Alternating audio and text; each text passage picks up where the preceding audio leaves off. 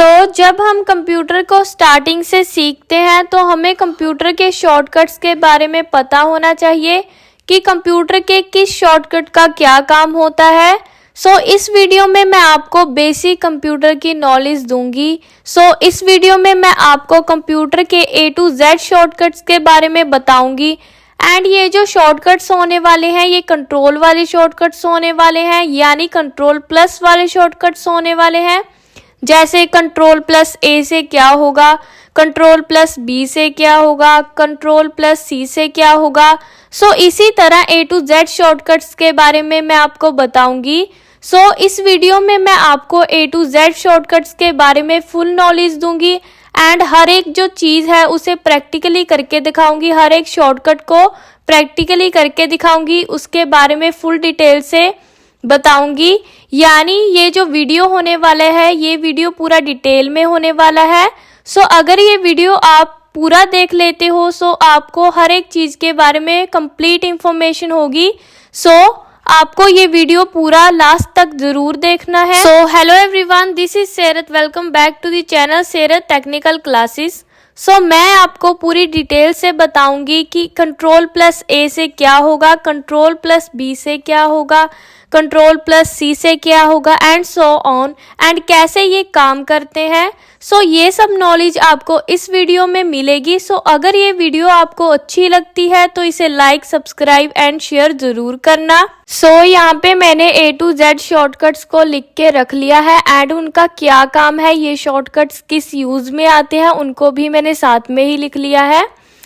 मैं आपको complete knowledge दूंगी कि कंट्रोल प्लस A से क्या होता है, कंट्रोल प्लस B से क्या होता है, कंट्रोल प्लस C से क्या होता है एंड सो ऑन, एंड कैसे ये काम करते हैं।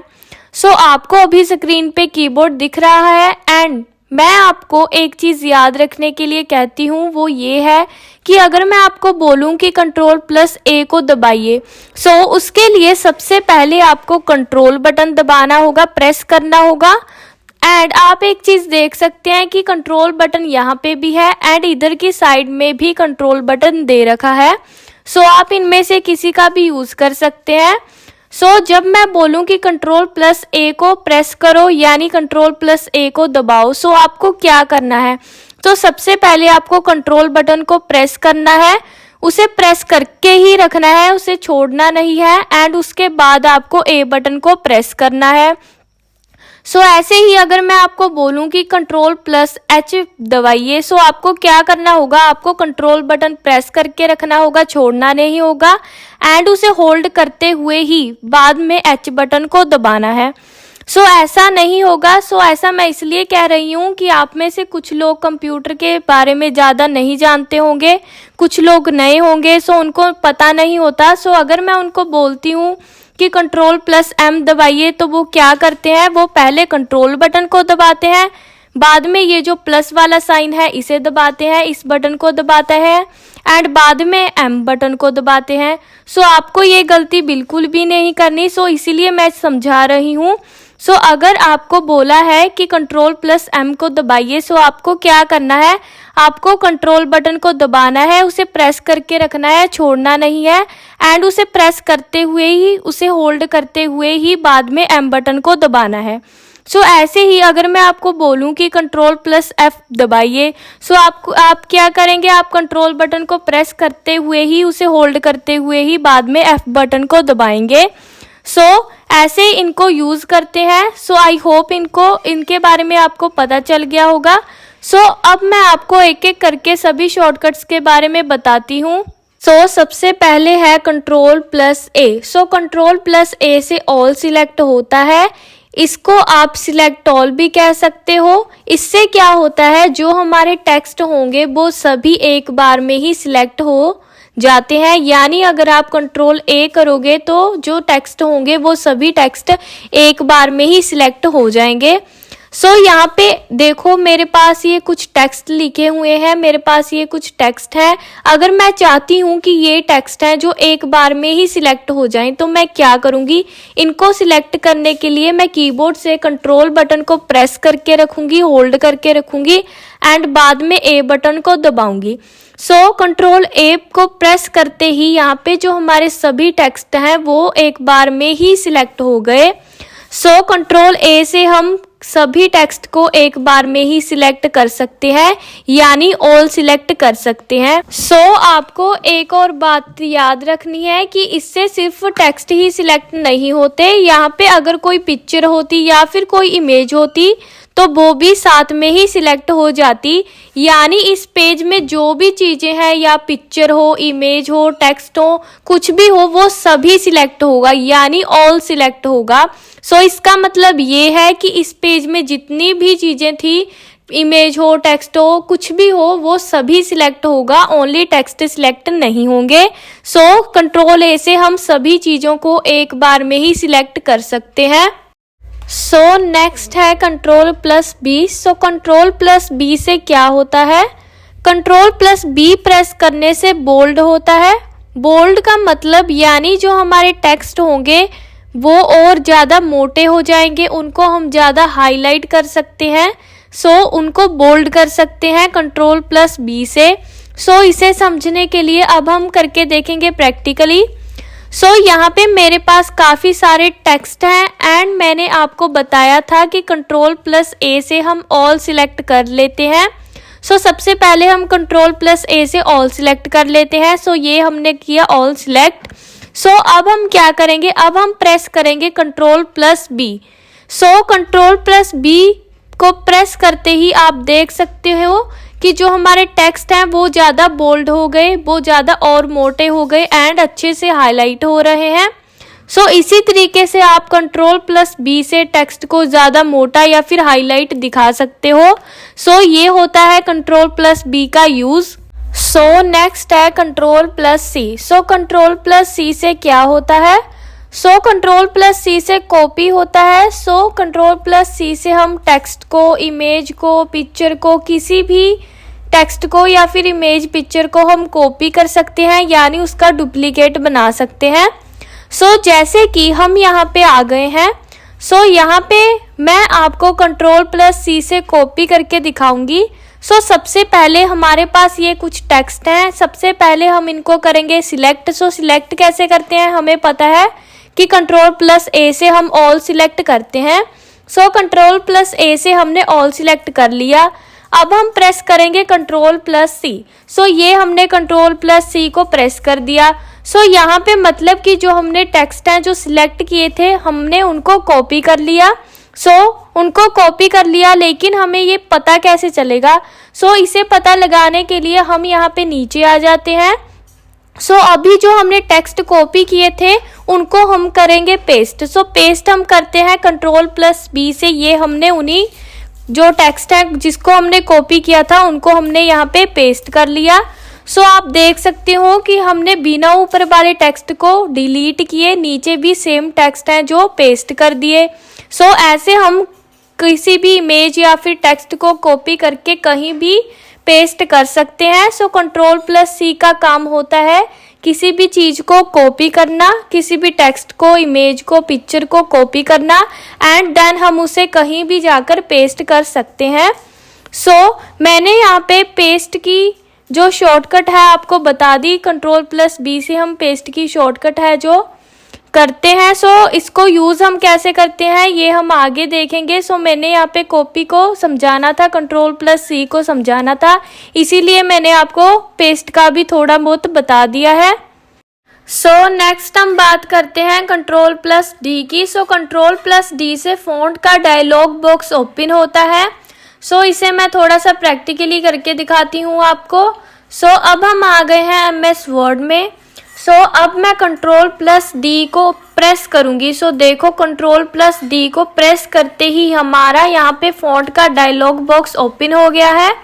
अब आप यहाँ पे फ़ॉन्ट का जो साइज़ वगैरह है अपने हिसाब से सेट कर सकते हो। फ़ॉन्ट को बोल्ड कर सकते हो, उसे इटैलिक कर सकते हो एंड और भी बहुत सारे फीचर्स हैं। इसके अंदर, लेकिन अभी हम इन फीचर्स के बारे में बात नहीं करेंगे। उनके लिए हम सेपरेट से वीडियो बनाएंगे जब हम MS वर्ड को पढ़ेंगे, लेकिन यहाँ पे मैं सिर्फ शॉर्टकट्स के बारे में बता रही हूँ।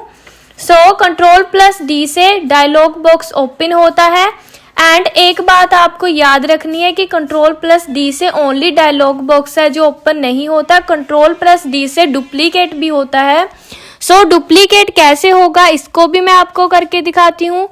अभी हम नीचे आ जाते हैं एंड मेरे पास ये एक पिक्चर है एंड मैं इस पिक्चर को भी सिलेक्ट करती हूँ। मैंने पिक्चर को किया सिलेक्ट एंड अब मैं प्रेस करूंगी Ctrl+D।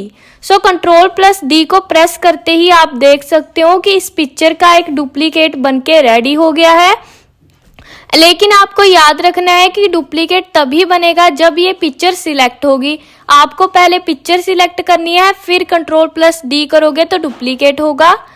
लेकिन अगर आपने पिक्चर सिलेक्ट नहीं की, ओनली आपने Ctrl+D को सीधा ही प्रेस कर दिया, तो उससे फॉन्ट का जो डायलॉग बॉक्स है वही ओपन होगा, डुप्लीकेट नहीं होगा।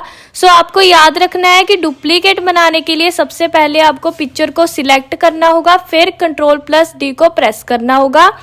आपने सीख लिया कि Ctrl+D से पहला तो डायलॉग बॉक्स ओपन होता है एंड दूसरा हम उससे डुप्लीकेट भी तैयार कर सकते हैं। यही काम होता है Ctrl+D का। अब हम बात करते हैं कि Ctrl+E से क्या होता है। Ctrl+E से सेंटर होता है। अगर हमने टेक्स्ट को सेंटर में लेके आना हो तो हम Ctrl+E का यूज करते हैं। इसे समझने के लिए सबसे पहले हम आ जाते हैं MS वर्ड में। यहाँ पे आप देख सकते हो कि यहाँ पे जो हमारे टेक्स्ट है वो अभी सेंटर में नहीं है, अभी हमारे टेक्स्ट इधर वाली साइड में अरेंज है। अब मैंने इनको सेंटर में लेके आना है, तो उसके लिए मैं क्या करूँगी, तो इनको सेंटर में लेके आने के लिए सबसे पहले मैं इनको सिलेक्ट करूँगी। ये मैंने जो टेक्स्ट है इनको सिलेक्ट कर लिया। अब हम प्रेस करेंगे Ctrl+E। देखो Ctrl+E को सिलेक्ट करते ही ये जो हमारे टेक्स्ट थे ये साइड में से सेंटर में आ गए हैं, ये सेंटर में अरेंज हो गए हैं। अगर आपको अभी भी समझ में नहीं आया तो इसे मैं और डिटेल में बताऊंगी। अभी हम ऊपर की साइड में कुछ भी टाइप करते हैं। जैसे अभी मैं यहाँ पे टाइप करती हूँ सेरत। यहाँ पे मैंने अभी सेरत को टाइप कर लिया है। अभी देखो यहाँ पे ये जो सेरत है वो साइड में है। अगर मुझे इसे सेंटर में लेके आना है तो मैं क्या करूँगी, पहले मैं इसे सिलेक्ट करूँगी। देखो मैंने सेरत को किया सिलेक्ट। अब मैं प्रेस करूँगी Ctrl+E। देखो Ctrl+E को प्रेस करते ही हमारा जो सेरत है वो सेंटर में आ चुका है। मतलब कि हम Ctrl+E का यूज तब करते हैं जब हमने किसी भी टेक्स्ट को सेंटर में लेके आना हो। इसे सेंटर बोलते हैं। नेक्स्ट है Ctrl+F। Ctrl+F से फाइंड होता है। अगर मान लो हमारे पास कोई पैराग्राफ है एंड हमने उस पैराग्राफ में से किसी वर्ड को फाइंड करना है, हमने पूरे पैराग्राफ में से किसी एक वर्ड को फाइंड करना है, तब हम क्या करेंगे, तब हम यूज करेंगे Ctrl+F का। मतलब कि किसी वर्ड को फाइंड आउट करने के लिए हम Ctrl+F का यूज करते हैं। जैसे कि इसको समझने के लिए अभी हम आ गए हैं MS वर्ड में। यहाँ पे मैंने किसी वर्ड को फाइंड करना है, जैसे मैंने यहाँ पे स्कूल को फाइंड आउट करना है कि स्कूल है जो कहाँ कहाँ पे लिखा हुआ है एंड मुझे नहीं पता कि जो स्कूल है वो कहाँ कहाँ पे लिखा हुआ है, लेकिन मैंने उसे फाइंड करना है। मैं क्या करूँगी, मैं यहाँ पे अपने कीबोर्ड से Ctrl+F को प्रेस करूँगी। देखो Ctrl+F को प्रेस करते ही हमारा यहाँ पे एक बॉक्स है जो ओपन हो चुका है। इस बॉक्स में हमने जिस वर्ड को फाइंड करना है उसको टाइप करेंगे। जैसे कि मैंने यहाँ पे स्कूल को फाइंड करना है तो मैं इसमें स्कूल को टाइप करूँगी। मैंने यहाँ पे ये कर दिया स्कूल को टाइप। देखो जैसे ही हमने इस स्कूल को टाइप किया तो यहाँ पे जितने भी स्कूल लिखे हुए थे वो सभी हाईलाइट हो चुके हैं। जहाँ जहाँ पे स्कूल लिखा हुआ था वो सभी हाईलाइट हो चुका है। मतलब कि यानी किसी वर्ड को फाइंड करने के लिए हम Ctrl+F का यूज करते हैं। नेक्स्ट हम बात करते हैं Ctrl+G की। Ctrl+G का यूज हम गो टू के लिए करते हैं। जब हमने किसी लाइन या फिर पेज पर डायरेक्टली जाना हो तब हम Ctrl+G का यूज़ करते हैं। इससे समझने के लिए सबसे पहले हम आ जाते हैं अपने MS वर्ड में। यहाँ पे जैसे मेरे पास दो पेज हैं, एक ये वाला पेज एंड एक ये वाला पेज। जैसे ही मैं कीबोर्ड से Ctrl+G को प्रेस करती हूँ तो आप देख सकते हैं कि मेरे पास ये वाला बॉक्स है जो वो ओपन हो गया एंड इसमें हमने पेज पर ही सिलेक्ट रहने देना है एंड यहाँ पे हमने पेज नंबर वही डालना है, उस पेज नंबर को टाइप करना है जिस पे हम जाना चाहते हो। जैसे मैं यहाँ पे पेज नंबर डालती हूँ 2, क्योंकि अभी मैं फर्स्ट पेज पे हूँ एंड मैं 2nd पेज पे जाना चाहती हूँ तो मैंने यहाँ पे 2 है जो टाइप किया। जैसे ही मैंने यहाँ पे 2 टाइप किया तो आप देख सकते हो कि मैं फर्स्ट पेज से डायरेक्टली 2nd पेज पे आ चुकी हूँ। अगर यहाँ पे अगर मैं 1 टाइप करती हूँ तो आप देख सकते हो कि मैं डायरेक्टली 2nd पेज से फर्स्ट पेज पे आ चुकी हूँ।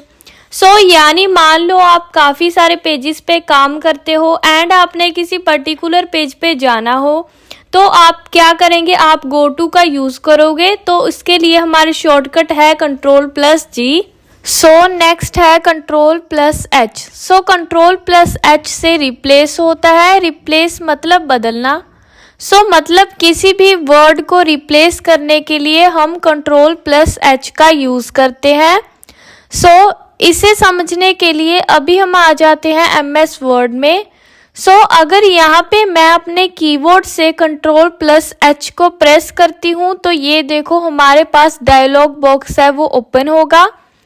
आपने एक चीज़ नोटिस की होगी कि यहाँ पे भी फाइंड है, रिप्लेस भी यहाँ पे है एंड गो टू भी यहाँ पे है, यानी ये तीनों डायलॉग बॉक्स में है। आपको यहाँ पे आपको वो वर्ड लिखना है जिसको आप रिप्लेस करना चाहते हो। जैसे यहाँ पे मैं जहाँ पर भी स्कूल है वहाँ पे मैं कॉलेज को रिप्लेस करना चाहती हूँ, यानी मैं स्कूल को रिप्लेस करके यहाँ पे कॉलेज लिखना चाहती हूँ। जो चीज़ हमने रिप्लेस करनी है वो यहाँ पे लिखेंगे एंड उसकी जगह हमने जो वर्ड को टाइप करना है, यानी मैं कॉलेज को लिखना चाहती हूँ तो वो यहाँ पे नीचे लिखेंगे। इन दोनों को हमने करना है टाइप। ये मैंने किया टाइप कॉलेज। अभी मैं क्लिक करूंगी रिप्लेस पे। आप देख सकते हो कि रिप्लेस पे क्लिक करते ही यहाँ पे जो स्कूल लिखा हुआ था यहाँ पे कॉलेज आ गया। ऐसे ही हम 2nd स्कूल को भी रिप्लेस कर सकते हो। जैसे यहाँ पे स्कूल है तो ये देखो यहाँ पे भी है जो कॉलेज आ गया। ये हम तब यूज़ करते हैं जब हमने किसी टेक्स्ट की प्लेस पे किसी और टेक्स्ट को लिखना हो, उसे रिप्लेस करना हो एंड हमें पता ना हो कि वो टेक्स्ट कहाँ पे है, तब हम Ctrl+H का यूज़ करते हैं। अभी आपको समझ आ गया होगा कि Ctrl+H का क्या यूज़ होता है। Ctrl+H रिप्लेस के लिए यूज़ होता है, यानी बदलने के लिए यूज़ होता है। नेक्स्ट हम बात करते हैं Ctrl+I की। Ctrl+I से इटैलिक होता है। Ctrl+I से हम टेक्स्ट को इटैलिक कर सकते हैं। इटैलिक का मतलब हम टेक्स्ट को थोड़ा टेढ़ा कर सकते हैं। जब टेक्स्ट को थोड़ा टेढ़ा कर देते हैं तो हम उसे इटैलिक कहते हैं। इसे समझने के लिए अभी हम आ गए हैं MS वर्ड में। जैसे मैंने इन वर्ड्स को इटैलिक करना है, इन टेक्स्ट को इटैलिक करना है तो मैं क्या करूँगी, तो मैं सबसे पहले इन टेक्स्ट को करूँगी सिलेक्ट। हमें पता है कि हम Ctrl+A से सिलेक्ट करते हैं। ये मैंने किया इन टेक्स्ट को सिलेक्ट। अगर इनको सिलेक्ट करके मैं अपने कीबोर्ड से Ctrl+I को प्रेस करती हूँ तो देखो इसको प्रेस करते ही जो ये हमारे टेक्स्ट थे वो इटैलिक हो गए, यानी थोड़े टेढ़े हो गए। थोड़े जब टेढ़े हो जाते हैं हमारे टेक्स्ट, उनको हम इटैलिक कहते हैं। अगर हमने टेक्स्ट को इटैलिक करना है तो हमें पहले टेक्स्ट को सिलेक्ट करना होगा, उसके बाद Ctrl+I को प्रेस करना होगा। यानी अगर हमने टेक्स्ट को इटैलिक करना है तो हम Ctrl+I का यूज़ करते हैं।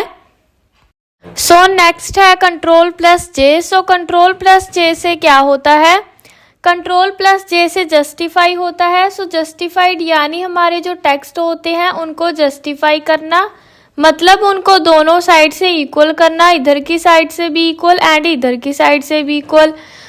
इनको मैं आपको करके दिखाती हूँ तो आपको अच्छे से समझ आएगा। ये जो टेक्स्ट है ये आप देख सकते हैं कि ये इधर की साइड तो इक्वल है, लेकिन इधर वाली साइड ये बराबर नहीं है। कोई वर्ड आगे है, कोई पीछे है, कोई लंबा कोई छोटा, मतलब कि ये बराबर नहीं है, ये जस्टिफाइड नहीं है।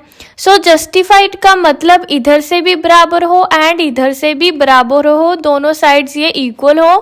उसको हम जस्टिफाई करना कहते हैं। अगर जैसे आप कोई डॉक्यूमेंट बना रहे हैं एंड वो इधर से एंड इधर से बराबर ना हो तो वो देखने में अच्छा नहीं लगता, अट्रैक्टिव नहीं लगता। जस्टिफाइड करके, अगर आप जस्टिफाई करके डॉक्यूमेंट को फिर बनाते हो तो ऐसे वो जो डॉक्यूमेंट होगा वो ज़्यादा सुंदर लगेगा एंड अट्रैक्टिव लगेगा। ये कैसे करते हैं? जस्टिफाई करने के लिए सबसे पहले हमें जैसे इस पूरे डॉक्यूमेंट को जस्टिफाई करना है तो सबसे पहले हम टेक्स्ट को करेंगे सिलेक्ट। हमें पता है कि हम कैसे सिलेक्ट करते हैं। हमने Ctrl+A से इन सारे टेक्स्ट को कर लिया सिलेक्ट एंड आगे हम कीबोर्ड से Ctrl+J को प्रेस करेंगे। देखो Ctrl+J को प्रेस करते ही ये जस्टिफाई हो गया, यानी इधर की साइड भी ये इक्वल हो गया एंड इधर की साइड में भी ये इक्वल हो गया, दोनों साइड ये इक्वल हो गया।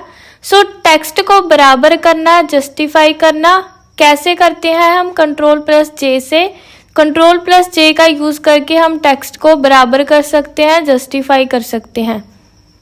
नेक्स्ट है Ctrl+K। Ctrl+K से हाइपरलिंक होता है। हाइपरलिंक को समझने के लिए हम ओपन कर लेते हैं MS वर्ड। जैसे अभी मैं यहाँ पे कोई भी वर्ड को सिलेक्ट करूँगी, जैसे मैंने यहाँ पे वर्ड है जो स्कूल को सिलेक्ट कर लिया। अब मैं इस वर्ड में स्कूल में किसी भी लिंक को इंसर्ट करना चाहती हूँ। लिंक को इंसर्ट करने के लिए मैं क्या करूँगी? मैं सबसे पहले स्कूल को सिलेक्ट करूँगी क्योंकि मैंने इसमें इंसर्ट करना है। स्कूल को सिलेक्ट करने के बाद अब मैं अपने कीबोर्ड से Ctrl+K को प्रेस करूँगी। देखो Ctrl+K को प्रेस करते ही हमारे पास एक विंडो है जो ओपन हो गई। अब आप इस विंडो से यहाँ पे कोई भी डॉक्यूमेंट, पिक्चर, उसको सिलेक्ट करके इस लिंक के साथ है जो अटैच कर सकते हैं। देखो जैसे मैंने ये पिक्चर है, इसको मैंने स्कूल के साथ हाइपरलिंक करना है। मैं क्या करूँगी? इस पिक्चर को सिलेक्ट करूँगी, देन ओके कर दूँगी। देखो ओके करने के बाद ये जो हमारे वर्ड थे, हमारा जो टेक्स्ट स्कूल था वो ब्लू कलर में आ चुका है एंड ये जो हमारी पिक्चर जो हमने सिलेक्ट की थी वो हमारी इसके साथ लिंक हो चुकी है। इसे कैसे पता लगाएंगे? जैसे कि अब मैं इस लिंक पर क्लिक करती हूँ, कंट्रोल के साथ प्रेस करूँगी, क्लिक करूँगी। कंट्रोल के साथ क्लिक करते ही आप देख सकते हो कि जो हमारी पिक्चर जो हमने इसके साथ हाइपरलिंक की थी वो यहाँ पे शो होने लगी। इसका ये मतलब है, हाइपरलिंक का मतलब है कि हम हाइपरलिंक बना सकते हैं। आप किसी भी वर्ड के साथ किसी भी पिक्चर, किसी भी डॉक्यूमेंट, किसी भी लिंक को अटैच कर सकते हो Ctrl+K से। नेक्स्ट हम बात करते हैं Ctrl+L की। Ctrl+L से क्या होता है? Ctrl+L से लेफ्ट अलाइन होता है, यानी कि अगर हमने टेक्स्ट को लेफ्ट साइड में लेकर आना हो, लेफ्ट अलाइन करना हो, तब हम Ctrl+L का यूज़ करते हैं। तो इसे समझने के लिए अभी हम यहाँ पे आ गए हैं एंड अभी आप देख सकते हो कि जो हमारे टेक्स्ट है वो अभी राइट साइड में है, यानी राइट अलाइन है। अगर हमने इन टेक्स्ट को लेफ्ट साइड में लेकर आना हो, यानी लेफ्ट अलाइन करना हो, तब हम क्या करेंगे? इसे करने के लिए सबसे पहले हम ऑल सिलेक्ट करेंगे। ये हमने कर लिया ऑल सिलेक्ट। अब हम क्या करेंगे? अब हम कीबोर्ड से Ctrl+L को प्रेस करेंगे। देखो इसे प्रेस करते ही, Ctrl+L को प्रेस करते ही जो हमारे टेक्स्ट है वो अभी राइट साइड में से होके लेफ्ट साइड में आ गए हैं, यानी लेफ्ट अलाइन हो गए हैं, लेफ्ट साइड में आ गए हैं। अगर आप भी लेफ्ट अलाइन करना चाहते हो तो आप क्या करोगे? आप Ctrl+L का यूज़ करोगे, यानी कि Ctrl+L को प्रेस करोगे। यही Ctrl+L का काम होता है, लेफ्ट अलाइन करना। नेक्स्ट हम बात करते हैं Ctrl+M की। सो कंट्रोल प्लस एम से इंडेंट होता है, यानी इंडेंट को ज़्यादा करने के लिए हम कंट्रोल प्लस एम का यूज़ करते हैं। इंडेंट क्या होता है उसे मैं आपको समझाती हूँ। सो सबसे पहले हम ओपन कर लेते हैं एमएस वर्ड। सो यहाँ पे सबसे पहले हम सभी टेक्स्ट को सिलेक्ट करेंगे, सिलेक्ट ऑल करेंगे। सो मैंने सभी टेक्स्ट को सिलेक्ट कर लिया है। सो अब मैं अपने कीबोर्ड से कंट्रोल प्लस एम को प्रेस करूंगी। सो देखो जैसे जैसे मैं कंट्रोल प्लस एम को प्रेस करती हूँ वैसे ही थोड़ा थोड़ा पेज से इंडेंट हो रहा है। सो यही काम होता है कंट्रोल प्लस एम का। कभी कभार क्या होता है, हमने हाफ पार्टीशन करके यानी कि पेज को हाफ में डिवाइड करके दोनों साइड लिखना होता है, तब हमारा कंट्रोल प्लस एम यानी इंडेंट का यूज होता है। सो इसके लिए हम यूज करते हैं कंट्रोल प्लस एम। सो यही काम था इसका, इस शॉर्टकट का। सो नेक्स्ट है control plus N. Control plus N से न्यू होगा, मतलब अगर हमें न्यू पेज चाहिए तो हम कंट्रोल प्लस एन का यूज करते हैं, यानी कि न्यू फाइल ओपन करने के लिए हम इसका यूज करते हैं। सो इसे समझने के लिए हम आ गए हैं एमएस वर्ड में एंड यहाँ पर आप देख सकते हो कि ये हमारी जो फाइल है ये ओपन है एंड इसमें तो अभी सब कुछ लिखा हुआ है। अगर हमें एक और न्यू फाइल चाहिए तो हम क्या करेंगे? सो न्यू फाइल को लाने के लिए मैं क्या करूंगी, मैं अपने कीबोर्ड से कंट्रोल प्लस एन को प्रेस करूंगी। सो देखो कंट्रोल प्लस एन को प्रेस करते ही हमारे पास एक बिल्कुल न्यू फाइल है जो ओपन हो गई है। सो यानी कंट्रोल प्लस एन का यूज हम किसी भी न्यू फाइल को ओपन करने के लिए करते हैं। सो नेक्स्ट हम बात करते हैं कि कंट्रोल प्लस ओ से क्या होता है। सो कंट्रोल प्लस ओ से ओपन होता है। ओपन यानी कि जैसे अभी मैं यहाँ पे हूँ एंड अगर मैं अपने कीबोर्ड से कंट्रोल प्लस ओ को प्रेस करूँगी, सो देखो कंट्रोल प्लस ओ को प्रेस करते ही यहाँ पे ये जो हमारी पूरी विंडो है ये ओपन हो गई। अब यहाँ से आप किसी भी पिक्चर, किसी भी फाइल, डॉक्यूमेंट को इजीली ओपन कर सकते हो। सो यानी कि कंट्रोल प्लस ओ से आप किसी भी डॉक्यूमेंट को ओपन कर सकते हो, यानी कंट्रोल प्लस ओ का काम है ओपन करना। सो नेक्स्ट हम बात करते हैं कंट्रोल प्लस पी की। सो अगर हमें डॉक्यूमेंट को प्रिंट करना हो तब हम यूज़ करते हैं कंट्रोल प्लस पी का यूज़ करते हैं तब, मतलब कंट्रोल प्लस पी है जो वो प्रिंट करने के काम आता है। सो जैसे कि अभी हम आ गए हैं एमएस वर्ड में एंड यहाँ पे मुझे इस डॉक्यूमेंट को प्रिंट करना है तो मैं क्या करूँगी, मैं कीबोर्ड से कंट्रोल प्लस पी को प्रेस करूँगी। सो देखो कंट्रोल प्लस पी को प्रेस करते ही यहाँ पे कुछ इस तरीके से हमारे पास पेज है जो ओपन हो गया है। सो देखो यहाँ पे प्रिंट का जो डायलॉग बॉक्स है वो ओपन हो गया है एंड अब मैं यहाँ से इसका प्रिंट ले सकती हूँ। सो मतलब कि कंट्रोल प्लस पी का यूज़ होता है वो प्रिंट के लिए होता है। सो नेक्स्ट हम बात करते हैं कंट्रोल प्लस क्यू की। सो कंट्रोल प्लस क्यू से क्या होता है, किसी भी पैराग्राफ फॉर्मेटिंग को रिमूव करने के लिए कंट्रोल प्लस क्यू का यूज़ होता है। अगर कोई पैराग्राफ है उसकी जो फॉर्मेटिंग है उसे हमने रिमूव करना हो तो हम कंट्रोल प्लस क्यू से उसे रिमूव कर सकते हैं। सो जैसे कि अभी हम आ गए हैं एमएस वर्ड में एंड सबसे पहले मैं इन टेक्स्ट को सिलेक्ट करूंगी। सो ये मैंने इन टेक्स्ट को सिलेक्ट कर लिया। अब मैं इन टेक्स्ट को थोड़ा सा बोल्ड करूंगी। सो कंट्रोल प्लस बी से मैंने इसे बोल्ड कर दिया। अब मैं इसे इटैलिक करूंगी। सो कंट्रोल प्लस आई से मैंने इसे इटैलिक कर दिया।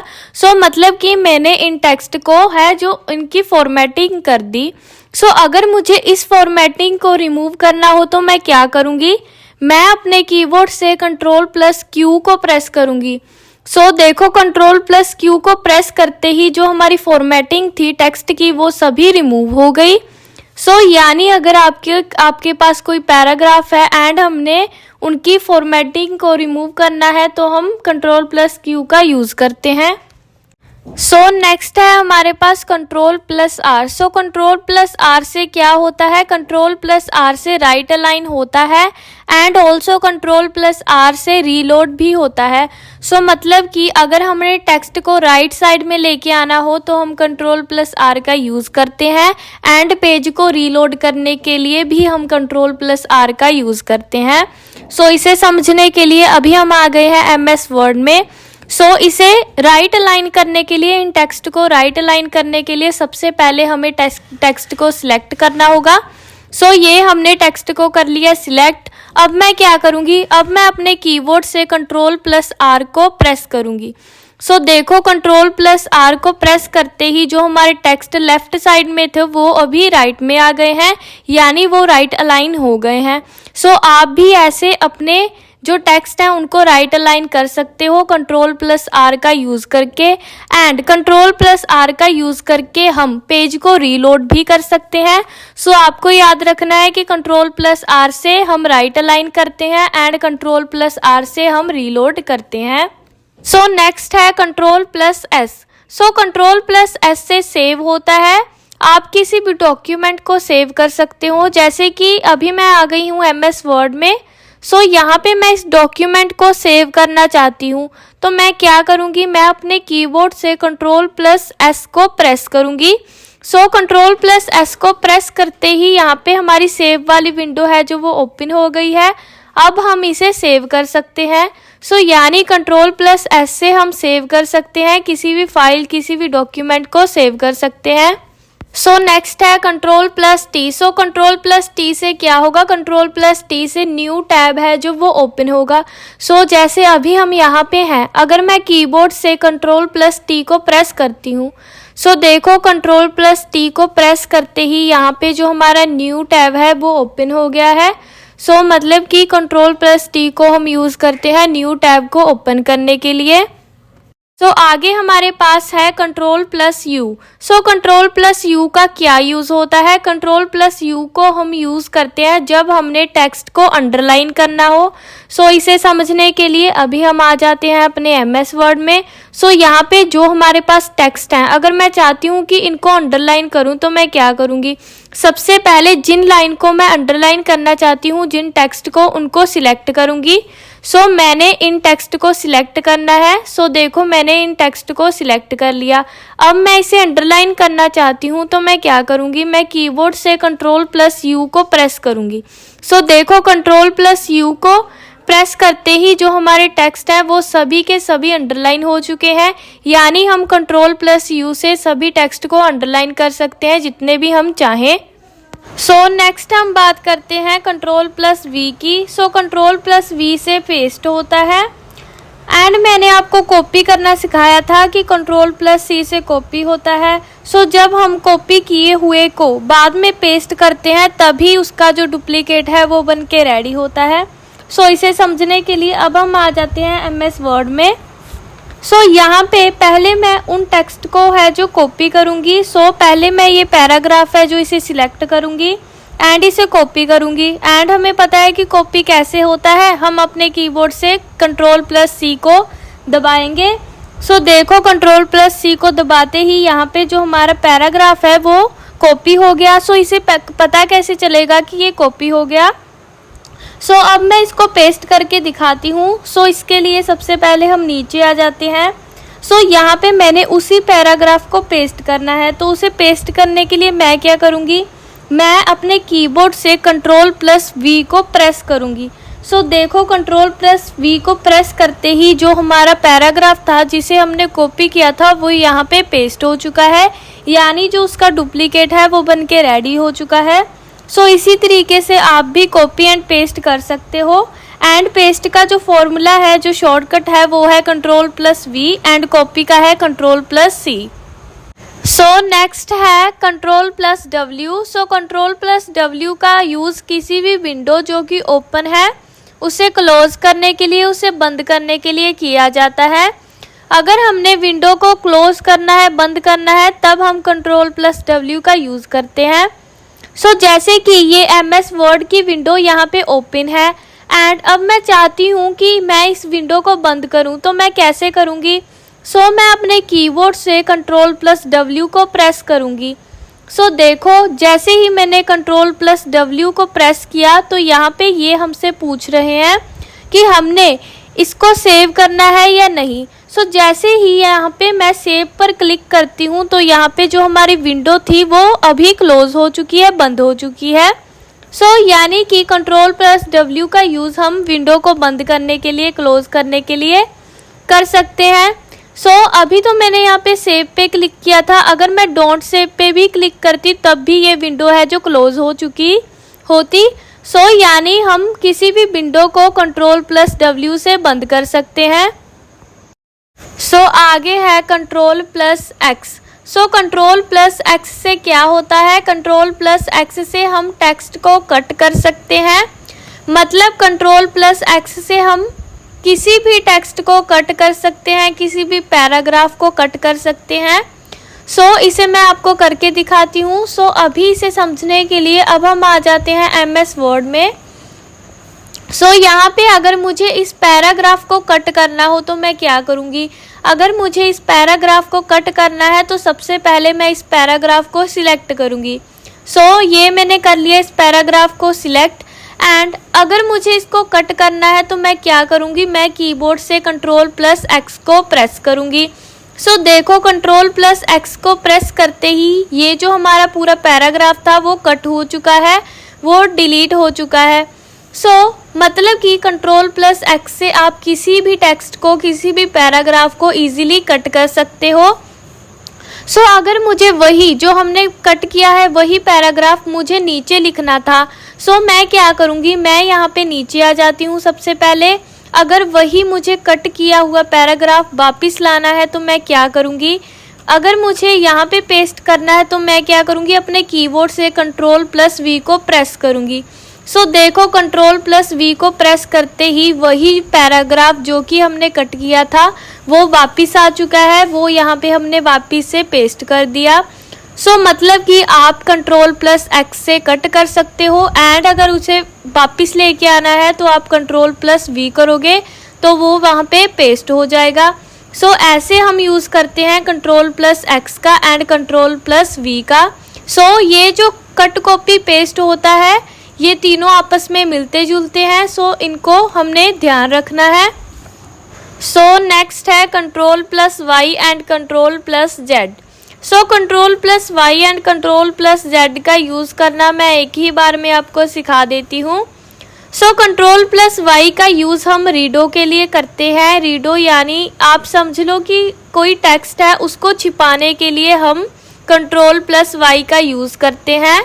एंड Ctrl+Z का यूज़ हम अंडो के लिए करते हैं। अंडो यानी कि आप समझ लो कि जो टेक्स्ट हमने छुपाए थे उसको वापस से दिखाने के लिए हम Ctrl+Z का यूज़ करते हैं। इसको मैं आपको प्रैक्टिकली करके दिखाती हूँ तो आपको ज़्यादा अच्छे से समझ आएगा। जैसे कि अभी ये हम आ गए हैं MS वर्ड में। यहाँ पे मेरे पास ये पैराग्राफ है एंड मैं इसको Ctrl+Y करके इसको छुपा कर दिखाती हूँ। अगर मैं अपने कीबोर्ड से Ctrl+Y को प्रेस करती हूँ तो देखो Ctrl+Y को प्रेस करते ही जो हमारा पैराग्राफ था वो हाइड हो चुका है, वो छिप चुका है। अगर मैं चाहती हूँ कि वही पैराग्राफ है जो वापस से आ जाए तो मैं क्या करूँगी? मैं प्रेस करूँगी कीबोर्ड से Ctrl+Z। देखो Ctrl+Z को प्रेस करते ही जो हमारा पैराग्राफ हाइड हुआ था वो वापस से दिखने लगा है, वापस से शो होने लगा है। यानी कि हम Ctrl+Y से रीडू कर सकते हैं, हाइड कर सकते हैं एंड Ctrl+Z से हम अंडू कर सकते हैं, वापस से दिखा सकते हैं। यही यूज़ है Ctrl+Y का एंड Ctrl+Z का। आई होप आपको सभी चीज़ें अच्छे से समझ आ गई होंगी एंड आप इनको अपने कंप्यूटर पर प्रैक्टिस ज़रूर करना। ओनली वीडियो देखने से कुछ नहीं होगा, जब तक आप इसे अपने हाथों से प्रैक्टिकली करके नहीं देख लेते तब तक ये आपको याद नहीं रहेंगे। जितनी आप इनकी प्रैक्टिस करोगे उतना ही ज़्यादा आपको अच्छे से याद होगा। यही शॉर्टकट्स नहीं थी, और भी बहुत सारे शॉर्टकट्स हैं जो कि हम आने वाली वीडियोस में डिस्कस करेंगे। आज के लिए बस इतना ही। अगर आपको वीडियो अच्छी लगी हो तो इसे लाइक, सब्सक्राइब एंड शेयर ज़रूर करना। And thank you so much for watching.